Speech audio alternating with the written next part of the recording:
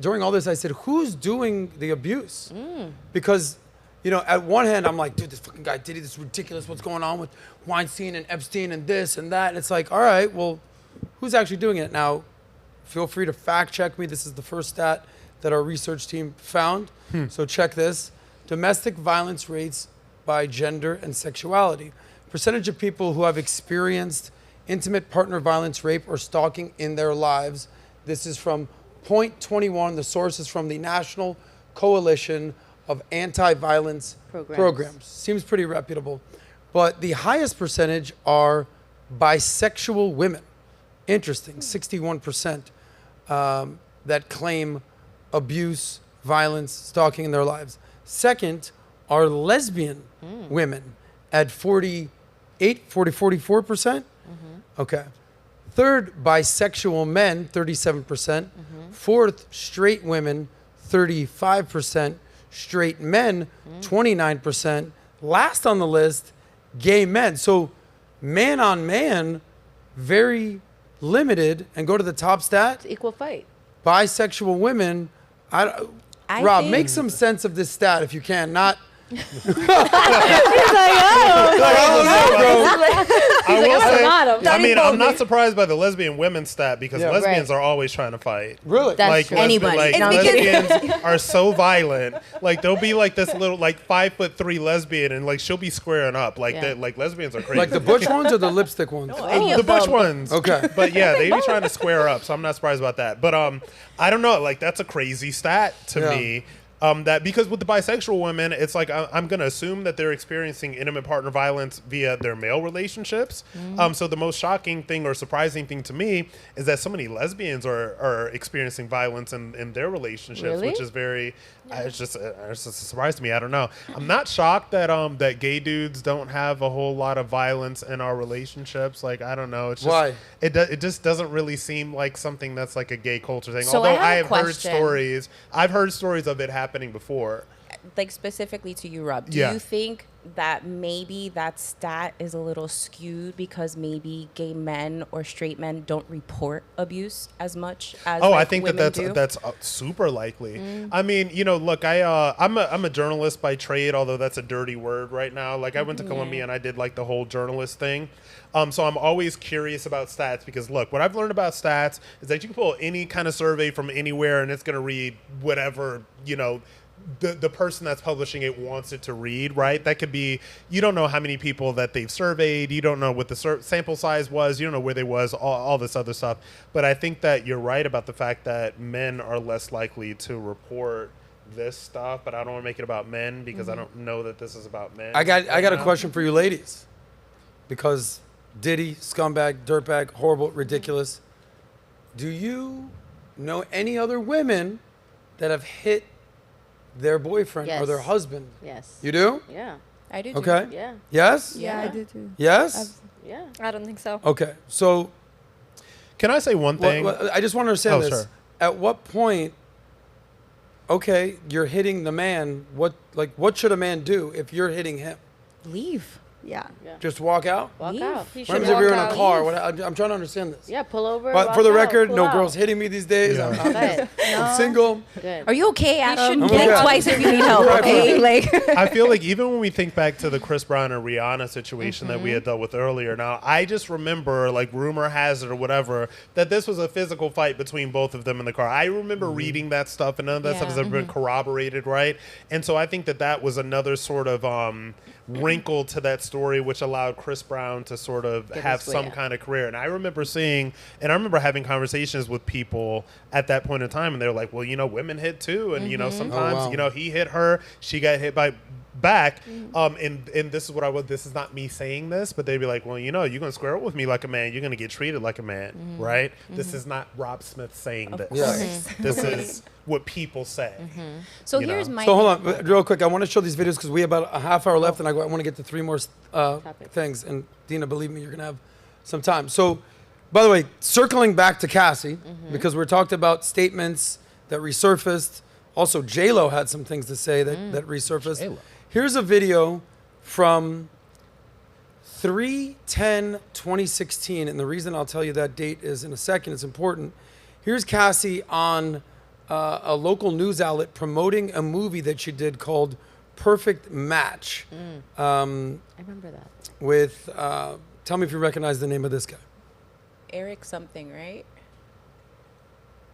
It's a casual relationship in that he wants the same thing, so that Terrence maybe they J. would work out, or that would work out. So for let them. me ask you, in the movie you have, I guess, some very intimate scenes?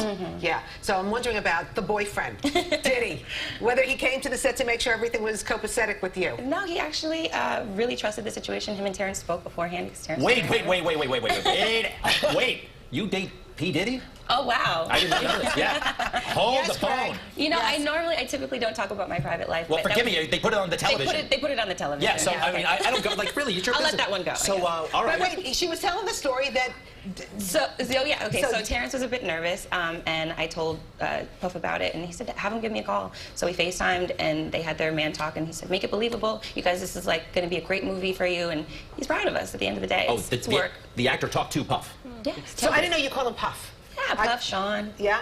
I think everybody has their different names. Well, he seems like a good guy. I met him once when he Okay, was selling cool. rock. So what's interesting about that, and tee up that next video, the date, the time sent, by the way, just fact check me, Alejandra, go back to that back video. What date was that posted, that she's on that television show? It says it was 8 years ago, March 10th, 2016. I told you guys at the beginning of the show, remember the date of the hotel scene. The hotel scene was March 5th, 5 days before that. 2016. That was, that days. incident hotel was 5 days before she went on here, allegedly, saying, yep, I spoke, the guy, this, that, the other. So she, like, talk about, she just, we saw what happened to her. Now she She has has a to really good media clean it trainer. up. Unbelievable. 5 days later, allegedly, if you check the timestamps. Then there's another video.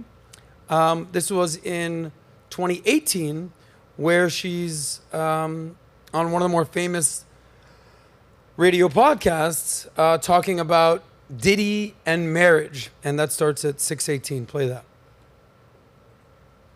I guess long term, as you and Puff have this amazing relationship Is it that's withstood all the 2018? rumors and all the negative energy. This is 2018 on Hot 97 New everybody York. always wants to put their own terms of a relationship on other people. When is he going to marry you? When is this going to happen? Nowadays with somebody like Puff, who's Puff's been married, I don't know how many times, once maybe twice, I don't know. Oh, he's never been married. No. So obviously he's not into that. that's not his You thing. know what's cool about Puff is that he is, and he does want to understand marriage. But we have, a certain type of relationship, and it just works the way it is. Do you Okay. do you believe marriage is for everybody? She goes on and says, see if you can hit play real quick. What does she say? No, absolutely not. My parents are still married. Absolutely not, she said, but her parents are still married. So brother. now she's happily married brother. to this new guy. What's with the Interesting. shades? So, Yeah, that's what I was gonna too. say. Like, why is she wearing shades? Does she have a Exactly. bruise? Is That's she what I was covering a so gonna say. bruise? it's just funny when you go back, the internet is forever. You go back to 2016, 2018, all these videos, all these interviews, they're going to resurface.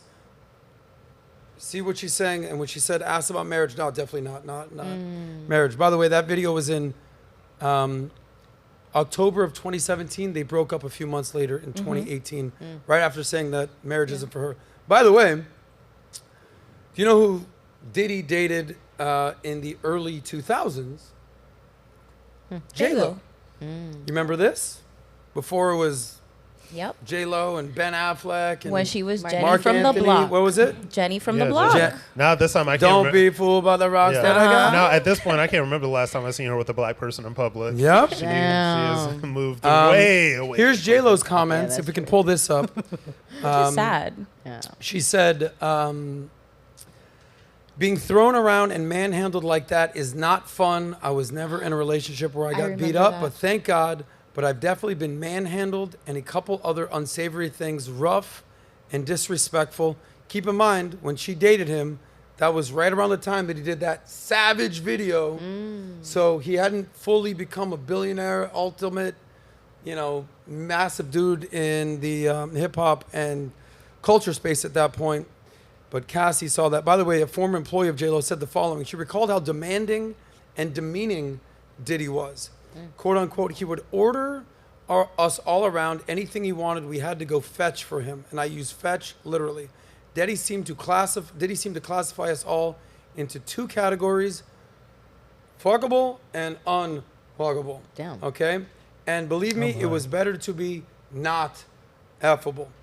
Then he just to be disrespectful and act like we were there to serve him like a waitress. But the pretty girls who were affable, he was super creepy. So, look, we're seeing everything that happened with Cassie. We're seeing J-Lo's words. We're seeing Cassie's former interviews. We're seeing what Cassie's life looks like today, what her husband has to say. I just want to thank you guys for sharing and getting, like, this is real. There's tear jerkers. We're going around. I'll tell you just real quick story, and we're going to move on from Diddy. The reason that I wanted to show that abuse comes from all angles is because it's not just man on woman. It's not just woman on woman. Right. It's family. It's kids. It's adults. It's uncles. Like, I've told this on the PBD podcast before. I'll say it now. My father was very abusive to me. He was a big dude, and the way that he would respond is punching and hitting. So I grew up having to be either really fast to run away or be able to take a freaking punch.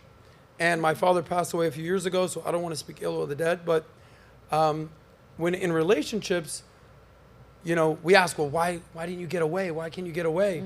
How does a 12-year-old kid get away? How does a 16-year-old kid get away? Yeah. So he would always say to me, you ain't shit. You're never going to be shit. But you know what I did? There's two Leveled things. up. There's two things you can do. You can fall into that victim culture and be like, you're right. I'll never. And I'd be like, fuck you. I'm the man, bro. You ain't shit. What kind of guy hits a 12-year-old, you know? So I was pretty lippy at the time. And anytime that I hear the word fear, you know, there's two connotations with that. That's forget everything and run or face everything and rise. So whether it's me, whether it's you ladies, whether it's Cassie, whether it's you guys out there, we're all going to deal with some wild shit in our life. And you have to ask yourself a question. Am I going to forget everything and run and be a scared animal? Or am I going to face everything and rise? Whoa, whoa, whoa. If you like that one, click right here to watch the full SOSCAST. And don't forget to subscribe to the channel.